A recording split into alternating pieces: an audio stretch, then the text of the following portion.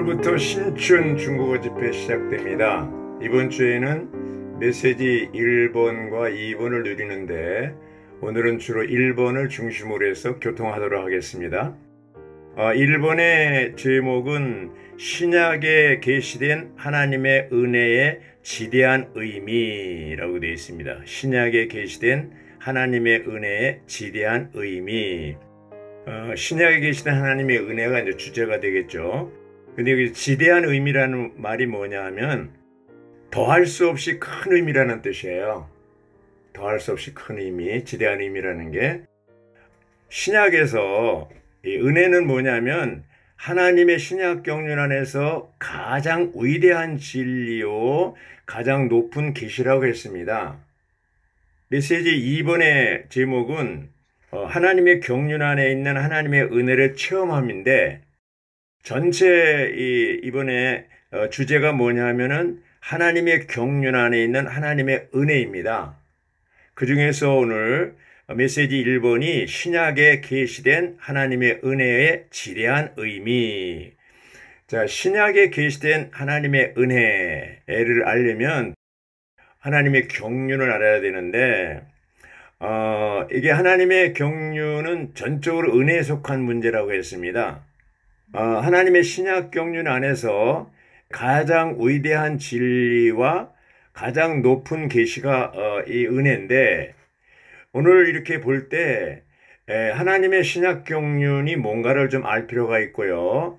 은혜가 뭔가를 알 필요가 있는데 여기에 이제 하나님의 신약 경륜을 알려면 구약 경륜, 전체 하나님의 경륜을 알아야 되는데 태초에 하나님께서 천지 만물을 지으셨고 사람을 지으셨는데 사람이 뭐예요? 타락했잖아요.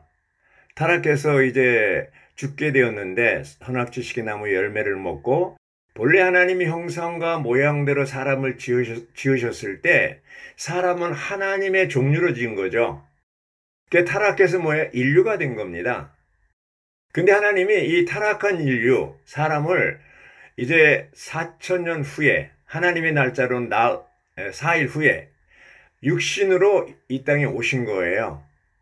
인류를 타락한 사람을 구원하기 위해서 오신 거예요. 그래서 이 과정을 거쳐야 되는데 첫 번째 육신으로 온 것을 뭘 얘기합니까? 시간과 공간 밖에 있던 하나님, 보이지 않는 하나님이 육신을 입고 사람이 되신 거죠. 육신을 입고 나타나셨는데 그분이 바로 예수 그리스도죠. 그래서 이 과정이 필요한 거예요. 어떤 과정이냐면 첫째는 이 타락한 후에는 죄 문제가 있기 때문에 죄 문제를 해결해야 되고 그 다음에 이제 생명 문제를 해결해야 됩니다. 그래서 과정이 필요한 거죠. 첫 번째 과정이 뭐냐면 육체가 되신 거죠. 육체. 성육신. 그것이 요한복음 1장 14절에 있는 말씀이잖아요. 육체. 이제 우리 가운데 장막을 씌셨다고 그랬어요. 육체가 되셔서 말씀께서 육체가 되셔 우리 가운데 장막을 치셨다고 그랬어요. 그분이 뭐예요? 바로 그리스도인데 은혜와 실제가 충만하신 분이라고 그랬습니다. 자, 육체가 되심으로 뭐예요? 사람을 죄 문제 해결해 구속하셨죠. 그리고 이제 또 인생을 사시고 부활하시고 또 승천하시고 이런 과정을 통해서 나중에 뭐가 됐습니까? 생명 주는 영이 되신 거예요. 영이 되신 거예요. 육체가 되심으로 우리 죄 문제를 해결하셨고 영이 되심으로 우리에게 생명을 주신 거죠. 이제 하나님 편에서 볼 때 생명 주는 영이 되시기까지가 바로 하나님이 하신 일입니다. 그러면 이제 사람 편은 어떻게 됩니까? 이러한 영이 되신 주님을 우리가 받아들여야 되는데 그것을 에베소 2장 8절에서 뭐라고 그랬냐면 5일자입니다. 여러분은 그 은혜로 말미암아 믿음을 통하여 구원을 받았습니다. 뭐를 통해서? 믿음을 통해서. 이것은 여러분에게서 난 것이 아니라 하나님의 선물이라고 그랬습니다.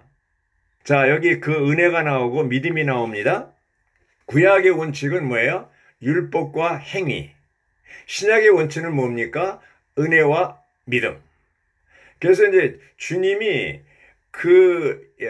이 땅에 육신을 입고 나타나실 때 은혜와 실제가 충만하셨다고 그랬어요. 예. 그분을 보면 은혜를 알게 되는 거죠. 실제를 만지게 되는 것이죠. 만질 수도 없고 볼 수도 없고 그런 분을 육신으로 나타나신 예수님을 볼 때 볼 수도 있고 만질 수도 있게 된 것이죠. 그래서 그분이 이 인생을 사시면서 우리에게 하나님 사람의 생활의 본을 보이셨고, 그분이 십자가에 죽고 이제 부활해서 생명주는 영이 되셔가지고 사람 안에 들어올 수 있는 은혜의 영이 되신 거죠. 그래서 여기 보면은 표의 첫 번째가 뭐냐 하면 우리 영 안에서 은혜의 영이신 그리스도를 받아들이는 것은 영 안에서 받아들이는 겁니다. 일생 동안 지속되는 문제이다. 한번 은혜의 은혜라는 말은 지속되는 말입니다. 날마다 놀라운 신성한 전달이 일어나야 한다. 삼일 하나님은 은혜의 영을 넘치게 공급하고 계시며 우리는 계속적으로 은혜의 영을 받아들여야 한다. 이렇게 됐습니다. 그러니까 근원이신 아버지 요소이신 아들뿐 아니라 그 영이신 은혜의 영이신 그 영을 우리가 받아들여야 된다는 것이죠. 적용한다는 거죠. 그래서 이 아버지의 하나님, 아들 하나님, 그 영 하나님, 삼일 하나님이 우리 안에 들어오실 때 우리가 받아들였을 때 그것이 은혜라는 것입니다. 그러면 은혜라는 것은 우리의 누림이 되시는 삼일 하나님이라는 것이죠. 제임스 형제님은 이 메시지 1번을 전하실 때 뭐라고 그랬냐면 하나님의 은혜에 대해서 깨닫는 이가 많지 않다고 그랬습니다. 심지어 우리 가운데에서도 은혜에 대한 인식이 부족하다고 그랬습니다. 조별교통할 때 우리 이송희 자매님이 자기가 지금까지 은혜에 대해서 잘못한 거에 대해서 돌이킨다고 그랬는데 이제 이번 신춘 집회에서 하나님의 경륜과 은혜에 대해서 교통케 하심을 감사하다고 그랬습니다. 하나님의 경륜은 전적으로 은혜에 속한 문제라고 그랬습니다. 하나님의 경륜이요. 그러므로 우리가 이제 하나님의 경륜이라는 게 뭡니까? 하나님이 사람 되는 것이고 사람이 하나님 되는 거잖아요. 조금 전에도 말씀드렸듯이 본래 사람은 하나님 종류로 창조됐죠. 타락해서 인류가 됐는데 이제 2000년 전에 육신이 입고 나타나신 예수님이 이 타락한 인류를 다시 하나님 종류로 끌어올리기 위해서 오신 것이죠. 그것이 이제 은혜입니다. 그래서 신약 전체는 바로 이 하나님의 은혜에 대한 이야기라고 할 수 있어요. 하나님의 은혜에 대한 이야기. 하나님의 은혜란 말이 신약 전체에 105번 이상이 나온다고 그랬고 에베소서에만 12번이 나온다고 그랬습니다. 그래서 또 신약의 결론이 뭡니까? 계시록 22장 21절을 보면 주 예수님의 은혜가 모든 성도들과 함께 있기를 바랍니다. 아멘. 이렇게 됐거든요. 그러니까 이 은혜라는 문제는 모든 성도들과 함께란 말은 불신자들하고는 해당이 안 되는 거예요. 은혜는 민년이들, 바로 거듭난 민년이들에게만 해당되는 것이죠. 바로 이제 우리는 다 불신자였었잖아요. 어느 날 이제 주님이 생명주는 여기신 그분이 우리가 마음을 열고 입을 열어서 주의 이름을 부르고 심지어 믿고 침례를 받아서 그분이 우리 안에 들어오셔서 그 은혜가 우리 안에 주관적으로 실제가 된 것이죠. 하나님의 사랑이 한 끝이라면 하나님의 사랑이 이제 우리 안에 은혜로 도달했는데 그 은혜를 내가 받아들이면 은혜가 되는 것이고 어떤 사람은 그 당시 예수님 당시에 거절한 사람들도 있어요. 유대인들, 지도자들 거절했어요. 거절하면 은혜가 아니고 저주가 되는 것입니다. 그 예수님 당시 2000년 전에 예수님 당시에만 그런 사람이 있었던 것이 아니고 오늘날도 이러한 주님이 우리 안에 은혜로 오셨는데 우리 가운데 오셨는데 이것을 받아들이면 은혜지만 거절하면 은혜가 아니라니까요. 제가 복음을 전해보면 땀을 뻘뻘 흘리면서도 주의로 안 불러요. 안 받아들여요. 예. 오늘날 이 땅에 수많은 사람들이 살고 있지만 하나님이 우리에게 오신 은혜로서 오신 그 하나님을 삼위일 하나님을 받아들이는 사람이 있고 안 받아들이는 사람이 있어요. 적어도 우리 가운데 우리들은 다 이제 생명주는 여기신 그분을 받아들여서 은혜 안에 들어왔습니다. 왕국 안에 들어왔습니다. 그래서 우리 이 표에 있는 것처럼 우리는 이 은혜의 영을 매일매일 누려야 됩니다. 이제 삼위 하나님이 우리 안에 들어오셔서 생명주는 영으로 오셨고 또 생수로 오셨고 생명의 떡으로 오셨고 호흡할 수 있는 공기로 오셨어요. 그래서 우리는 그분을 삼위 하나님이신 그분을 먹고 마시고 호흡함으로 말미암아 매일매일 신선한 그 삼위 하나님을 누릴 수 있는 것이 바로 은혜를 누리는 것입니다. 언제까지 누립니까? 주님이 오실 때까지 계속 누려야 됩니다. 그래서 여기 볼 때 많은 사람이 그 은혜에 대해서 오해하고 있는 게 뭐냐면 이 하나님의 은혜를 물질적인 영역으로 보고 있다는 것이죠. 물질적인 영역으로. 기독교에서 이제 보면은 아이고 박 시자님 하나님 은혜를 많이 받으셨네요. 그래서 뭔가 했더니 사업이 잘 돼가지고 11조를 많이 냈어요. 하나님 은혜를 받았다는 거죠. 아이고 김 집사님 은혜를 많이 받으셨네요. 뭔가 했더니 자기 자녀가 좋은 대학에 입학한 거예요. 어떤 승진했다거나 또 사업이 잘 돼서 이렇게 돈을 많이 벌었다든가 또 새 차를 샀다든가 또 고급 아파트를 샀다든가 또 이런 것들 이 물질적인 영역에 있는 것이 하나님의 은혜가 아니라는 것이죠. 하나님의 은혜는 뭐라고 그랬어요? 삼위 하나님 자신이라고 그랬어요. 삼위 하나님 자신. 바로 아버지가 은혜고 아들이 은혜고 그 영이 은혜라고 그랬어요. 그래서 우리가 이제 이렇게 우리 안에 들어오신 삼위 하나님 이분을 우리가 매일매일 먹고 마시고 호흡하고 누리는 것이 우리의 교회 생활의 가장 중요한 관건이라는 것입니다. 할렐루야. 그래서 여기 보면은 지대한 의미라고 그랬잖아요. 지대한 의미.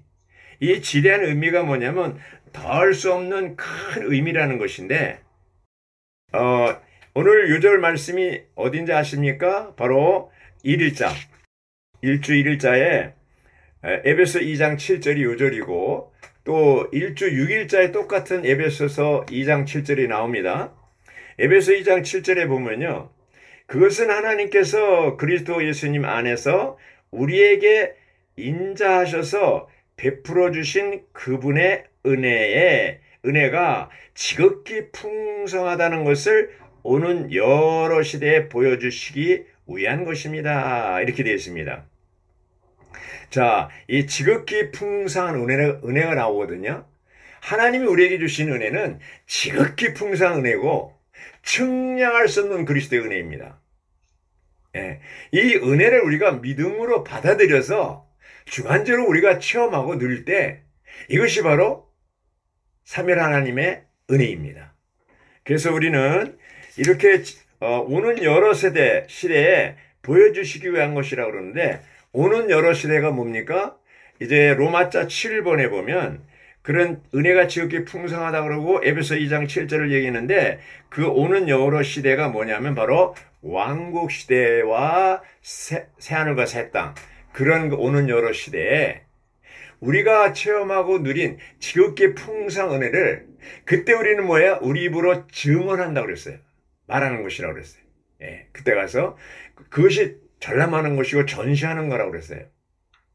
오늘날 교회 생활 가운데서 미리 우리는 한 주일 동안 체험한 그리스도 누린 은혜를 집회에 와서 뭐예요? 전람하는 겁니다. 즉 신원하는 겁니다. 나타내는 겁니다. 그렇죠? 그것이 1장 6절에 있는 것처럼 바로 은혜의 영광을 나타내는 거라고 그랬죠? 여기 나오네요. 에베소 1장 6절. 여기 보면요. 하나님 자신께 이르도록 우리를 미리 정하셨습니다. 이것은 사랑하시는 분 안에서 하나님 아버지께서 우리에게 은혜로 베푸신 하나님의 은혜의 영광이 찬송되도록 하시려는 것입니다. 1장 5절은 아들의 자격이 나와요. 아들의 자격을 얻을 때 바로 하나님의 영광의 찬송을 은혜의 영광을 찬송이 나오는 것이죠. 이것은 뭡니까? 은혜의 영광이라는 건 뭡니까? 우리가 체험한 그리스도, 이 은혜가 우리를 통해서 표현될 때 그것이 영광입니다. 전기는 보이지 않죠?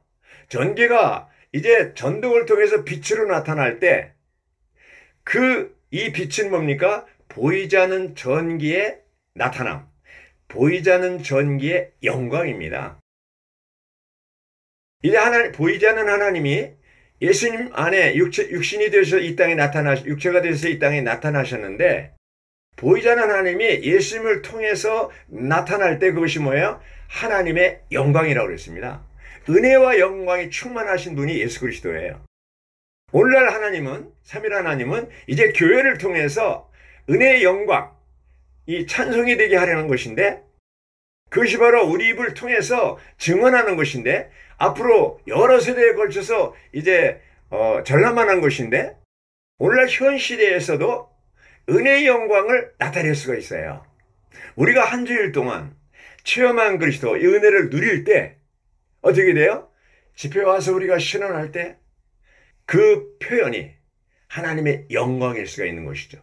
단체적으로 나타날 때 하나님의 영광이 나타나는 것이 단체적으로. 그러므로 오늘날 우리 주중생활은 주일날 우리가 이제 단체적으로 나타나는 영광을 표현하는, 보이지 않는 하나님을 나타내는 영광의 찬송이 되게 하는, 이것이 바로 우리의 신원 집회인 것이죠. 이것은 오늘날 기독교에서는 할 수 없는 일입니다. 모든 제가 기능을 발휘해서 하나님의 영광이 찬송이 되게 하는 것은 뭐예요? 바로 한 주일 동안 삼위일하는 은혜이신 하나님을, 삼위일 하나님을 먹고 마시고 누리고 체험해서 그것을 우리가 가져와서 집회 가운데 증언하는 것이죠. 신원하는 것이죠. 이것이 우리의 교회 생활이고 이것이 이기는 생활입니다. 그리고 우리라는 존재는 어떻게 됩니까? 바로 우리 안에 들어오신 놀라운 은혜, 삼위일 하나님, 은혜이신 삼위일 하나님이 우리 안에서 움직이고 살고 계신데, 이 하나님을 매일매일 우리가 체험하는 것이 바로 우리의 믿음 생활인 것이죠. 그래서 오직 의인은 믿음으로 말미암아 생명을 얻고 믿음으로 말미암아 산다고 그랬습니다. 처음에 생명을 얻는 것도 믿음으로 사는 것이고, 이제 계속 교회 생활하는 것도 믿음으로 사는 것이죠. 그래서 신약의 원칙은 뭐라고 그랬어요? 은혜요, 믿음이라고 그랬어요. 하나님이 하신 일은 우리에게 은혜로 오신 것이고, 율법은 모세를 통해서 주셨지만 은혜와 실제는 오신 거라고 그랬잖아요. 바로 오신 하나님이 그리스도 예수님이잖아요. 그 예수님이 과정을 거쳐서 영이 되셔서 우리 안에 들어오셨잖아요. 이제 우리가 하나 됐잖아요. 그래서 우리 안에서 그분이 계속 이제 움직이고 해서 우리를 변화시키고 있잖아요. 그래서 이러한 누림, 체험을 계속 누릴 때 은혜 위에 은혜가 되는 거예요. 은혜는 한 번 누리는 것이 아니고 은혜 위에 은혜, 계속적으로 누리는 거예요. 그 믿음 생활이라는 것은 계속적으로 삼위일 하나님의 실제를 누리는 것이 계속적으로 이제 은혜를 누리는 것이 되겠습니다. 이제 하나님의 경륜이 이제 그분이 이 땅에 사람으로 오셔서 이 타락한 사람, 인류가 된 것을 하나님의 종류로 끌어올리기 위해서 우리 안에 들어오셔서 우리를 이제 변화시키는 거죠. 우리 영으로 거듭난 다음에 우리 혼을 이제 새롭게 하고 거룩해 하고 변화시키고 이제 아들의 형상이 본받기까지 그리스도 형상에 이루기까지 계속 변화시키는 것이죠. 그래서 결국 어떻게 됩니까? 주님이 오실 때 우리는 이래 거듭난 믿는 이들로서 변화된 그리스도 형상을 본받은 이기는 믿는 이들로서 주님의 심판대에서 심판할 때 그리스도와 함께 1000년 동안 왕노릇할 수 있는 보상을 받게 되는 것이죠. 그래서 우리는 이 시대에는 이 은혜 시대의 끝에 가서 있는데 짐스리 형제님은 우리가 은혜 시대와 천년왕국의 경계선에 있다고 그랬습니다. 경계선에 있을 뿐 아니라 입구에 와 있다고 그래요. 입구. 그건 뭘 얘기합니까? 곧 천년왕국이 시작된다는 거예요. 오래 남지 않았어요. 요즘에 이제 이거 보십시오. 러시아가 우크라이나를 공격해서 전쟁을 하고 있잖아요. 금방 끝날 것 같았지만 계속되고 있잖아요. 또 코로나 바이러스 전염병이 지금 온 세계적으로 몸살을 3년째잖아요. 금방 끝날 줄 알았더니 계속되잖아요. 앞으로도 언제 끝날지도 모르잖아요. 계속 변종 바이러스가 생겨나서 우리를 괴롭히고 있잖아요. 우리는 집회에서 모이지도 못하고 있잖아요. 이런 것들을 벌써 2000년 전에 예수님은 마태복음 24장과 누가복음 21장에 예언하셨어요. 내가 올 때 어떻게 해요? 민족이 민족을, 나라가 나라를 치고 전쟁한다고. 그리고 뭐야? 첫째 기근과 지진이 있고, 또 뭡니까? 전염병이 있다고 그랬습니다. 전쟁 뒤에는 반드시 기근이 있습니다. 지금 식량값이 계속 올라가고 있습니다. 이게 뭡니까? 주님이 이미 예언하셨어요.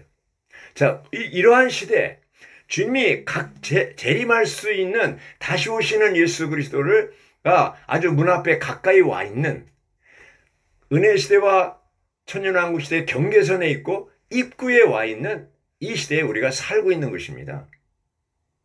그러므로 이 시대에 우리의 소원은 다른 것 없습니다. 신약시대의 전체가 바로 하나님의 은혜에 대해서 기록된 이야기, 역사라고 하듯이 우리도 하나님의 은혜의 역사 속에 지금 이야기를 써가고 있는 것입니다. 예. 그러므로 이제 하나님의 은혜의 영광을 위해서 이제 우리가 아들의 자격을 얻을 뿐만 아니라 하나님의 은혜의 영광에 찬송이 되는 삶을 살기 위해서 우리는 계속적으로 주님을 받아들이고 체험하고 누리고 또 나타내고 할렐루야 영광을 나타내는 거예요. 이런 생활이 집회 가운데만 우리가 나타나는 것이 아니고 생활 가운데서 나타내야 됩니다. 아침에 와침부응한다는 게 뭡니까? 밤에 자는 동안에 주님과의 교통이 끊어진 것을 다시 교통을 회복하는 것이고 수직적으로 주님과의 교통이 회복되고 수평적으로 지체들과의 교통이 이어지고 이것이 하루 종일 수직적으로 주님과의 교통이 유지되고 이것이 뭐예요? 은혜를 누리는 겁니다. 지체들과의 교통이 유지되는 것이 은혜를 누리는 겁니다. 그것이 삼위 하나님이신 은혜이신 하나님, 삼위 하나님을 누리는 겁니다. 그러면 우리가 영 안에서 주님을 못 누린다면 이제 은혜를 못 누리는 것이죠. 저는 이 말씀을 준비하면서 정말 이 보이지 않는 하나님이 태초에 시간과 공간 밖에 있었던 하나님이 2000년 전 이제 시간과 공간 안으로 육신으로 입고 오셔서 그리고 그분이 과정을 거치셔서 생명 주는 영이 되셔서 그 은혜의 영으로서 우리 안에 들어오신 것 생각할 때 정말 내가 주님이 아니었다면 나라는 존재는 얼마나 비참한 인생을 살고 있었을까. 이것을 생각할 때 저절로 눈물이 나왔습니다. 네, 저절로 눈물이 나왔습니다. 주님 감사합니다. 당신의 은혜를 감사합니다. 그리고 이제 기독교에서 이 은혜를 잘못 알고 있어서 물질적인 영역으로 승진하고 축복받고 이것이 은혜인 줄 알고 지금도 얼마나 많은 사람들이 하나님의 은혜에 대해서 잘못 알고 있습니다. 회복 안에 들어온 지체들조차도 하나님의 은혜에 대해서 잘못 알고 있습니다. 은혜란 뭡니까? 우리의 누림이 되시는 삼위일 하나님이라는 것이죠. 이것이 우리가 실제적인 생활 가운데서 체험해야 돼야 됩니다. 하나님이 계시고 하나님 우리에게 은혜를 주시고 축복을 주셨는데 하나님이 귀합니까? 하나님의 축복이 귀합니까? 하나님 자신이 귀합니까? 하나님이 주신 은혜가 귀합니까? 하나님 자신이 은혜라니까요. 우리가 주님 앞에 심판대에 섰을 때 우리가 어떤 지금 소유한 것들 아파트, 옷, 이런 것들 이거 가지고 주님 앞에 서는 게 아닙니다. 우리가 체험하고 누린 그리스도, 우리가 얼마나 생명이 자랐느냐, 나라는 존재 자체가 주님 앞에 서는 겁니다. 내가 소유한 것은 아무 의미가 없는 겁니다. 내가 소유했고 가지고 누렸던 그런 것들은 물질적인 것은 주님 앞에 섰을 때 아무 의미가 없는 겁니다. 어떤 것이 의미가 있어요?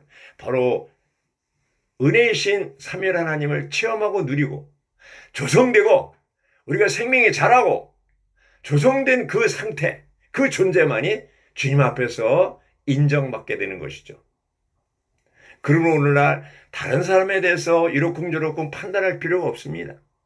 가장 중요한 것은 내 자신이고 이 그리스도의 몸인 교회입니다.